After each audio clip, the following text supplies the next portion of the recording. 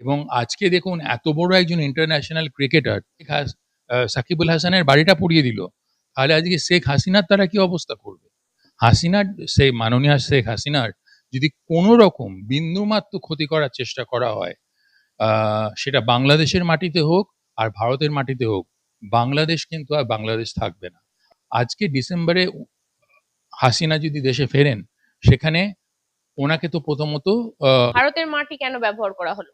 হ্যাঁ, কোন লোকেশনে আছেন সেটা তো অবভিয়াসলি ট্রেস করবেই, কেন এর পেছনে আমেরিকান ডিপ স্টেট আছে, এর পেছনে চায়না আছে, এর পেছনে পাকিস্তান আছে। খালেদা জিয়া আর আপনার তার স্বামী এবং আপনার তারেক রহমান, এদের ভূমিকা হচ্ছে একদম, জানবেন এরা চায়নাপন্থী, এরা হচ্ছে আমেরিকার কৃতদাস, এবং তারই সঙ্গে একই সঙ্গে চায়নাপন্থী, পাকিস্তানপন্থী তো বটেই, একদম রাজাকার যাকে বলে, এরা হচ্ছে রাজাকার। তারেক রহমান, তার সব থেকে, মানে হিন্দিতে একটা কথা আছে না, জিগরি দোস্ত, তার জিগরি দোস্ত হচ্ছে এই লুৎফ আজম বাবর, যে একটা সন্ত্রাসবাদী, মানে সাংঘাতিক পর্যায়ে সন্ত্রাসবাদী। এক রাতে 200 থেকে 600 হিন্দু মহিলাদের, বাচ্চাদের রেপ করা হয়, এবং সেখানে যে তাদের ছোট্ট শিকার, তার বয়স ছিল মাত্র 8, যিনি সবচেয়ে বয়স্ক শিকার, তার বয়স ছিল 70-এর ওপরে। বিএনপি এবং তারেক রহমানকে আমি সন্ত্রাসবাদী ছাড়া আমি কিছু ভাবতে পারি না। দীনেশ ত্রিবেদী একটা দেখছিলাম স্টেটমেন্ট দিয়েছেন যে ওই হেড অফ দি স্টেট হিসেবে আমরা শেখ হাসিনাকে মানি, ভারত মানে, এবং তার নিরাপত্তার জন্য ভারত যা করার, যতদূর যাবার যাবে। কাল বাংলাদেশ কার্যত জ্বলেছে যখন হাসিনা ভারতের মাটি থেকে একটা প্রেস করলেন, একটা ভয়েস ক্লিপিংস দিলেন, তারপর বাংলাদেশ উত্তাল। সাকিবুল হাসানের বাড়িতে আগুন লাগিয়ে দিয়েছে উত্তপ্ত জনতা। আমার সঙ্গে রয়েছে আন্তর্জাতিক নিরাপত্তা বিশেষজ্ঞ আর্য ঘোষ, কথা বলবো স্যারের সঙ্গে। স্যার, কাল কি হয়েছে?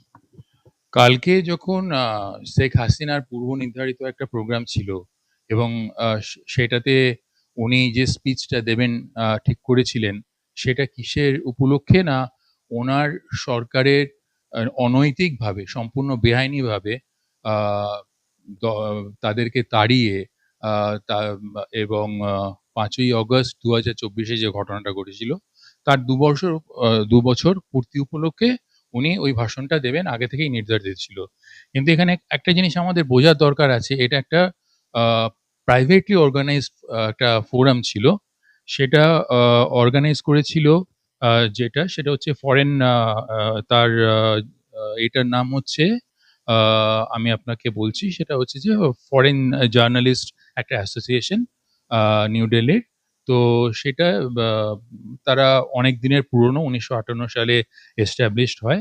তো তারা যখন এই প্রোগ্রামটা করে, সেই সময় আমাদের একটা জিনিস বুঝতে হবে যে হাসিনাকে ভারত সরকার কিন্তু, সেই সময় একটা খবর আসে যে ভারত সরকার, তিনি যখন স্পিচটা দিয়ে প্রায় মাঝপথে বা দেওয়া হয়ে গেছে, তো তখন এইটা ওই সময় খবর আসে যে, এবং সেটা ওই প্রোগ্রামে সম্প্রচারও করা হয়, যে ভারত সরকার এই হাসিনার, এই মাননীয় শেখ হাসিনার এই স্টান্সটাকে এন্ডোর্স করেন না। কিন্তু তাতে কিন্তু এই যে দখলদার বলবো আমি, বিএনপি সরকার এবং তার আগে মোহাম্মদ ইউনূসের সরকার এবং তাদের সমর্থকদের উল্লসিত হওয়ার কোনো কারণ নেই। কেন ভারত সরকার এইটা এই জন্যই এটার মধ্যে কোনো বিবৃতিতে ঢুকতে চাননি, কারণ এটা একটা প্রাইভেটলি অর্গানাইজড একটা ফোরাম ছিল, একটা ইভেন্ট ছিল। ভারতের মাটি কেন ব্যবহার করা হলো? ভারতের মাটি এই জন্যই ব্যবহার করা হয়েছে, প্রথমত যখন 5ই অগস্ট 2024 হাসিনাকে একটা মেরে ফেলার চক্রান্ত হয়, এবং তাদের মধ্যে ওনার আর্মি চিফও ছিলেন, এটা আমি নিশ্চিত করে আপনাকে বলতে পারি। এবং সেইখানে ভারত একটা স্পেশাল মিলিটারি অপারেশনও ঠিক করে ফেলেছিল, এবং সেটা ফুল ফ্লেজেড মিলিটারি অপারেশন। যারা আমরা সামরিক দিকটা নিয়ে আলোচনা করি, তারা বলি ব্লিটজক্রেগ। এই ব্লিটজক্রেগটা একটা ঝটকা মিলিটারি অপারেশন, কিন্তু পুরো দস্তুর, এবং সেখানে আমাদের 3 বাহিনী রেডি হয়েছিল, এবং 3 বাহিনী স্পেশাল কমান্ডোজরা, স্পেশাল ফোর্সেসরা তারা রেডি হয়েছিল যে যদি হাসিনার কোনো বিপদ ঘটে তাকে তুলে আনবা, আর যদি সেদিনকে সেরকম কিছু হতো তাহলে কিন্তু বাংলাদেশ আজকে এক্সিস্ট করতো না, বাংলাদেশ ইনভেডেড হয়ে যেত। যদি হাসিনাকে মেরে ফেলতো। বা হাসিনার কোনো রকম ক্ষতি হলে, এখনো আমি বলছি বাংলা আপনার চ্যানেলের মাধ্যমে, হাসিনার সেই মাননীয় শেখ হাসিনার যদি কোনো রকম বিন্দুমাত্র ক্ষতি করার চেষ্টা করা হয়, সেটা বাংলাদেশের মাটিতে হোক আর ভারতের মাটিতে হোক, বাংলাদেশ কিন্তু আর বাংলাদেশ থাকবে না। স্যার, কালকে কি হয়েছে এই ভয়েসটার পর? ভয়েসটা আমরা প্রত্যেকেই শুনেছি, সবার জানা হয়ে গেছে। ভয়েসটা কালকে কি হয়েছে? উনি যখন ভয়েস বার্তাটা দিলেন, বাংলাদেশ তো তার আগে মিডিয়া ব্ল্যাক আউট করে দিয়েছিল, ওখানকার যতগুলো মিডিয়া ছিল।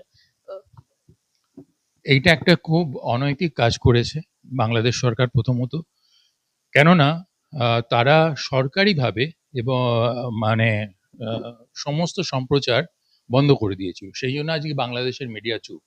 তো এটা টোটালি ফ্রিডম অফ দি প্রেসকে তারা রুদ্ধ করে দিল। অবভিয়াসলি আপনি কখন রুদ্ধ করবেন, মানুষের মুখকে কখন চাপবেন, যখন আপনার মানে আমার দোষ আছে তখন আমি মানুষের মুখকে চাপতে যাব। তো তো সেইটা বাংলাদেশ সরকার সেটা করেছে, এবং সেই সময় সিকিউরিটির কারণে উনি কিন্তু আহ, আহ, ওনার ছবিটা প্রকাশ করেননি। এইটুকুনি আমি বলতে পারি। ওনার ভয়েসটা শোনা গেছিল। আর একটা জিনিসও আমি ভারত সরকারের কাছে আবেদন রাখবো, সেটা হচ্ছে যে কালকে ওনার সিকিউরিটি ডিটেল নিয়ে একটু চারদিকে দেখছি ইন্টারনেটে আলোচনা হচ্ছে।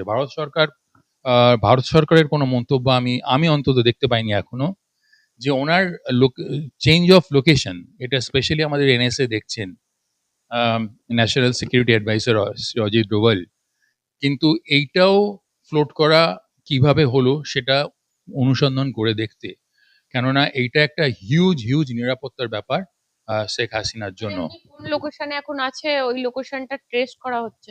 হ্যাঁ, কোন লোকেশনে আছেন সেটা তো অবভিয়াসলি ট্রেস করবেই, কেন এর পেছনে আমেরিকান ডিপ স্টেট আছে, এর পেছনে চায়না আছে, এর পেছনে পাকিস্তান আছে।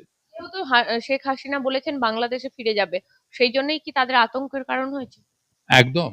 এবং শুধু ফিরে যাবেন বলেননি, উনি বলেছেন যে আমি ডিসেম্বর মাসে যাব। ডিসেম্বর মাসটা খুব তাৎপর্যপূর্ণ এখানে। সেটা হচ্ছে ডিসেম্বর মাস মুক্তিযুদ্ধের, লিবারেশন ওয়ারের, 1971-এর জয়ের মাস। 16ই ডিসেম্বর মুক্ত হয়েছিল বাংলাদেশ। সেই জন্য এটা একটা খুব বড় তাৎপর্য আছে। এরা ভয় পাচ্ছে হাসিনাকে, প্রথম কথা, মাননীয়া শেখ হাসিনাকে। এবং যেটা দিয়ে উনি শুরু করেন বক্তব্যটা, সেটা খুব আবেগঘন মুহূর্ত, কেননা গতকাল ওনার ভাইয়ের জন্মদিন ছিল। আহ, তো ভাইয়ের জন্মদিন ছিল, যাকে যিনি ওনার থেকে 2 বছরের মাত্র ছোট, তাকেও গুলি করে ঝাঁঝরা করে দেওয়া হয়েছিল 1975-এর 15ই অগস্ট। এবং এটাও মনে রাখতে হবে আমাদেরকে, ভুলে গেলে চলবে না, সব থেকে যে ছোট সদস্যকে মারা হয়, শেখ রাসেল, শেখ মুজিবুর রহমানের সব থেকে ছোট পুত্র, তার বয়স ছিল মাত্র 10, তাকেও মারা হয়। ভাগ্যক্রমে তখন শেখ হাসিনা এবং শেখ হাসিনার বোন বাড়িতে ছিলেন না, হয়তো তারা আজকে থাকতেন না পৃথিবীতে। স্যার, আরেকটা জিনিস শেখ হাসিনাকে বলতে শোনা গেছে কাল বারবার করে, যে আমি মৃত্যুর ভয় পাই না, কারণ আমি মৃত্যুকে খুব কাছ থেকে দেখেছি। এক্স্যাক্টলি তাই, উনি বলেছেন যে আমি আমার, মানে যে এক্সাক্ট শব্দটা ইউজ করেছেন এটা এইরকমই খানিকটা, যে আমি আমার মৃত্যু পরোয়ানাতে স্বাক্ষরের ভয় পাই না, আমি আমার বাংলাদেশের কথা ভাবি। এবং সেইটা উনি বিভিন্ন স্ট্যাটিস্টিক্স দিয়ে এবং বিভিন্ন তথ্য দিয়ে, যেগুলো অকাট্য, সেটা দিয়ে পরিষ্কার করে দিয়েছেন যে আজকে যারা এই ইউনুস বাহিনী এবং যারা কোটা আন্দোলনের নামে যারা শুরু করেছিল এই জুলাই 18 2024, এইখানে আপনার 16ই অ্যাকচুয়ালি জুলাই, আহ, সবুজ আলী বলে একটি ছাত্রর মৃত্যু দিয়ে জিনিসটা শুরু হয়, এবং তারপরে তারা এইটাকে হিংসাত্মক পর্যায়ে নিয়ে যায়, এবং হিংসাত্মক পর্যায়ে নিয়ে যাওয়া হয় অত্যন্ত পরিকল্পিতভাবে, এবং 5ই অগস্টের পর থেকে এই বর্বরতা বৃদ্ধি পায়। স্যার, আরেকটা বিষয় হচ্ছে এই তারেক রহমান কাল খুবই রেগে গেছেন, কারণ কেন কেন হাসিনা ভারতের মাটি ব্যবহার করে এই ভয়েস বার্তা রেখেছেন, এটাই ওনারা চরম ক্ষুব্ধ। দেখুন, আজকে আমি 2 বছর ধরে বাংলাদেশ নিয়ে বলে আসছি বিভিন্ন মিডিয়াতে, এবং আপনি যদি আমার বাইটস গুলো ফলো করেন, প্রচুর প্রচুর বাইটস আছে সেখানে। এমন আছে যে আমাকে রয়ের এজেন্ট হিসাবে আখ্যা দেওয়া হয়েছে পর্যন্ত, লাইভ বাংলাদেশ থেকে। এবং প্যানেলিস্টরা ওখানে বাংলাদেশ থেকে, আমি ইন্ডিয়ান প্যানেলিস্টদের মধ্যে, সেখানে অনেক ইন্ডিয়ান প্যানেলিস্ট আছেন, আমি দুঃখের সঙ্গে বলছি, যারা বিএনপিকে এখনো পর্যন্ত তোষামোদ করে চলেছেন। বিএনপিকে একমাত্র আমি অন্তত বলতে পারি, আমার আর কারোর কথা জানা নেই, করেও থাকতে পারেন সমালোচনা, কিন্তু আমি এই তারেক রহমান, আমি কেন, যে কোনো কেউ যদি সামান্যতম একটু ইতিহাস ঘাঁটেন, তার ব্যাকগ্রাউন্ডটা ঘাঁটেন, তাহলে খালেদা জিয়া আর আপনার তার স্বামী এবং আপনার তারেক রহমান, এদের ভূমিকা হচ্ছে একদম, জানবেন এরা চায়নাপন্থী, এরা হচ্ছে আমেরিকার কৃতদাস, এবং তারই সঙ্গে একই সঙ্গে চায়নাপন্থী, পাকিস্তানপন্থী তো বটেই, একদম রাজাকার যাকে বলে, এরা হচ্ছে রাজাকার। তারেক রহমান, তার সব থেকে, মানে হিন্দিতে একটা কথা আছে না, জিগরি দোস্ত, তার জিগরি দোস্ত হচ্ছে এই লুৎফর আজম বাবর, যে একটা সন্ত্রাসবাদী, মানে সাংঘাতিক পর্যায়ে সন্ত্রাসবাদী। তিনি কিন্তু এনশিওর করেছেন যত সন্ত্রাসবাদী, আপনাকে বোধহয় আমি আগেও বলেছিলাম, জেল থেকে ছাড়া পায়। এবং সেই কথাটা কালকে আমার এই কথাটা শেখ হাসিনা কিন্তু রিপিট করেছেন, যত সন্ত্রাসবাদীদেরকে ছেড়ে দেওয়া হয়েছে। এবং আজকে বিনা সিকরি, যিনি ভারতের রাষ্ট্রদূত ছিলেন, কোয়ালিশন গভর্নমেন্ট তখন ছিল বাংলাদেশে, জামাত এবং বিএনপি, ঠিক এক সিচুয়েশন, আজকেও সেই কোয়ালিশন গভর্নমেন্ট আছে, আপনি ভেবে দেখুন মিলটা। তখন এই 2014 সালের 21শে অগস্ট ওনার উপর একটা মারাত্মক প্রাণঘাতী গ্রেনেড হামলা হয় শেখ হাসিনার ওপরে। বিএনপি যদি গণতান্ত্রিক সরকার হবে, গ্রেনেড হামলাটা হলো কি করে? এবং সেই সময় আপনার বিনা সিকরি 2006 থেকে, এরা ক্ষমতায় এসেছিল 2001 সালের 1 অক্টোবর। 6ই অক্টোবর বাংলাদেশের ভোলা জেলার চারফাসান বলে একটা এলাকা আছে, সেখানে আমার বলতে লজ্জা বোধ করছে, এক রাতে 200 থেকে 600 হিন্দু মহিলাদের, বাচ্চাদের রেপ করা হয়। এবং সেখানে যে তাদের ছোট্ট শিকার, তার বয়স ছিল মাত্র 8, যিনি সবচেয়ে বয়স্ক শিকার, তার বয়স ছিল 70-এর ওপরে। এই রকম অমানবিক, অমানুষ, পৈশাচিক এদের বর্বরতা। তো সেই সময় যখন ভারতের রাষ্ট্রদূত বিনা সিকরি, ইনি একাধিক ইন্টারভিউতে বলেছেন, সাক্ষাৎকারে, যে 2006 সাল থেকে 2011 সাল অবধি তিনি যখন ভারতের রাষ্ট্রদূত হিসেবে বাংলাদেশে ছিলেন, তখন যত পাকিস্তানি টেররিস্টের আক্রমণ হয়েছে ভারতের প্রতিটি কোনায় এবং রক্ত ঝরেছে, প্রতিটি পাকিস্তানি টেররিস্ট, আমি রিপিট করছি, প্রতিটি পাকিস্তানি টেররিস্ট বাংলাদেশ থেকে, বাংলাদেশ দিয়ে ঢুকেছিল। এবং সেটার মূলে ছিল এই পোরাস বর্ডার, যেখানে ফাঁকা অঞ্চল, সাংঘাতিক, কাঁটা তারের বেড়া বলে কিছু ছিল না। আমাদের আগের সরকার সেটা নিয়ে গড়িমসি চূড়ান্ত করেছেন, সেটা সবাই জানে। তো আজকে আমি সেই জন্যই বলছি যে বিএনপি এবং তারেক রহমানকে আমি সন্ত্রাসবাদী ছাড়া আমি কিছু ভাবতে পারি না।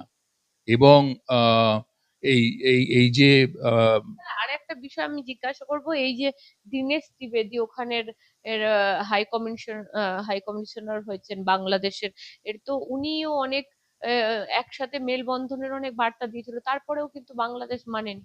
মানেনি। এবং আমি আমি জানি না এটা সত্যতাটা কি, আবার বলছি অথেন্টিসিটিটা কি। আমি আজকে সকালেই দেখছিলাম দীনেশ ত্রিবেদী খুব কড়া বার্তা দিয়েছেন। এবং আমি আপনাকে যেগুলো বললাম, এই হেড অফ দি স্টেট, এই ব্যাপারগুলো তো আমি কালকে কালকে থেকে আমি দেখছি জিনিসটা, এবং আমি আজকে 2 বছর ধরে বলে যাচ্ছি। দীনেশ ত্রিবেদী একটা দেখছিলাম স্টেটমেন্ট দিয়েছেন যে ওই হেড অফ দি স্টেট হিসেবে আমরা শেখ হাসিনাকে মানি, ভারত মানে, এবং তার নিরাপত্তার জন্য ভারত যা করার, যতদূর যাবার যাবে। খুব সংক্ষেপে আপনাকে বললাম, বিবৃতিটা আরো করা, কিন্তু সেটার অথেন্টিসিটিটা আমার জানা নেই। ডিসেম্বরে কি ঘটতে চলেছে, যদি হাসিনা যায় কি হতে পারে, আপনার কি মনে হচ্ছে এতদিনের অ্যানালিসিস? দেখুন, আমি একটা জিনিস বলি আপনাদেরকে, ওখানে সংখ্যালঘু এবং সাধারণ নাগরিকদের ওপর, এটা শুধু ভাববেন না যে সংখ্যালঘু, সংখ্যালঘু এবং সাধারণ নাগরিক তাদের প্রত্যেকের ওপরে ন্যক্কারজনক সমস্ত ঘটনা ঘটছে, তাতে তারা শিশুদের বাচ্চাদেরও রেহাই দিচ্ছে না। এটা তো একটা দিক গেল, কিন্তু সবথেকে মারাত্মক যেটা হলো সেটা হচ্ছে মোহাম্মদ ইউনূস বাংলাদেশের মুক্তিযুদ্ধের সমস্ত ইতিহাস মুছে ফেলে দিয়েছেন, ইনক্লুডিং শেখ মুজিবুরের সদর শেখ মুজিবুর রহমানের বাসস্থান কাম মুজিবুর মেমোরিয়াল, যেটা সেখানকার সেটা পুরো ধ্বংস করে দিয়েছেন। এর যেটা আর একটা ইম্প্যাক্ট সেটা হচ্ছে জিডিপি গ্রোথ পড়ে গেছে 6.8% ছিল শেখ হাসিনার আমলে, সেখানে এখন হয়েছে 2.22%। দারিদ্রতা বৃদ্ধি পেয়েছে রোজিনা 18.60% থেকে ছয়, সেটা আপনার মানে 46.80%। আপনি একবার ভেবে দেখুন, 18.60% থেকে 46.80% দারিদ্রতার হার বৃদ্ধি পেয়েছে। এখন বিএনপির আর একটা জিনিস উনি খুব মারাত্মক কালকে কথা বলেছেন, স্পষ্ট করে দিয়েছেন উনি এবং ওনার ছেলে শেখ সবুজ ওবায়দ, যে বিএনপি সরকারের সঙ্গে কিন্তু ওনার কোনো সংযোগ নেই, কোনো ধরনের সংযোগ নেই। এবং বিএনপি আর এনসিপি ইউনূসকে শেখ হাসিনা কালকে যা বক্তব্যতে আমি বুঝেছি উনি একদম এক সারিতে রেখেছেন, এবং যেটা রাখা উচিত। আমি যেটা আমার বক্তব্যে বারবার বলে এসেছি যে মানে সন্ত্রাসবাদ, ডিসেম্বরে যদি হাসিনা ফিরে কি হবে আমি জিজ্ঞেস করছি। হ্যাঁ আমি সেটাতেই আসছি, সন্ত্রাসবাদীদের পর্যায়ে ফেলে রেখেছেন। আজকে ডিসেম্বরে হাসিনা যদি দেশে ফেরেন, সেখানে ওনাকে তো প্রথমত আপনার উনি আদালতে আত্মসমর্পণ করতে গেলে ওনাকে আহ, মানে ডিটেন করা থেকে আরম্ভ করে মৃত্যুদণ্ড সবই সম্ভব। সেই জন্য আমি বলবো যে আমাদের এই ব্যাপারে কিন্তু খুব সতর্ক হয়ে চলতে হবে, কেননা কালকে যেটা আবার শেখ হাসিনা নিজে বলেছেন, যেটা আমি এতদিন ধরে বলে আসছি, যে আহ, প্রথমত আহ, একটা স্টেবল বাংলাদেশ এই জন্যই জরুরি, একটা স্টেবল সাউথ এশিয়ার জন্য। দক্ষিণ এশিয়ায় যদি স্থিতাবস্থা, স্থিতিশীলতা এবং শান্তি বজায় রাখতে হয়, একটা শান্ত বাংলাদেশ ছাড়া সেটা হবে না। এবং বঙ্গোপসাগরীয় অঞ্চল, সেটাকে যদি স্থিতিশীল এবং শান্তিপূর্ণ রাখতে হয়, শেখ সবুজ ওয়ায়েদ উনিও এই কথাটা বলেছেন যে আমাদের এই বাংলাদেশ আজকে পাকিস্তান হতে চলেছে। তো সেইগুলোকে মাথায় রেখে ইন্ডিয়ার একটা ডিসাইসিভ স্টেপ নেবার সময় কিন্তু এসে গেছে। এবং আজকে দেখুন এত বড় একজন ইন্টারন্যাশনাল ক্রিকেটার, আন্তর্জাতিক ক্রিকেটার সাকিবুল হাসান, সে আজকে সে আজকে যে এরকম বিবৃতিটা দিলেন, যে আহ, আপনার আহ, আমাদের এই বিবৃতি না, ওনার যে ঘরটা আগুন পুড়িয়ে দিল, আগুন লাগিয়ে দিল, সেটার মাধ্যমে কি বার্তাটা তারা দিল, যে তারা এতটাই বেপরোয়া যে এটা একটা কত বড় ইন্টারন্যাশনাল নিউজ হতে চলেছে এবং কত বড় অন্যায় কাজ। যেহেতু তিনি এইটার অর্গানাইজারদের মধ্যে একজন ছিলেন, দিল্লিতে ছিলেন, সেই জন্য তারা আজকে সাকিবুল হাসানের বাড়িটা পুড়িয়ে দিল। তাহলে আজকে শেখ হাসিনার তারা কি অবস্থা করবে, সেইটা ভারত সরকারকে তো আগে ভাবতে হবে রোজিনা।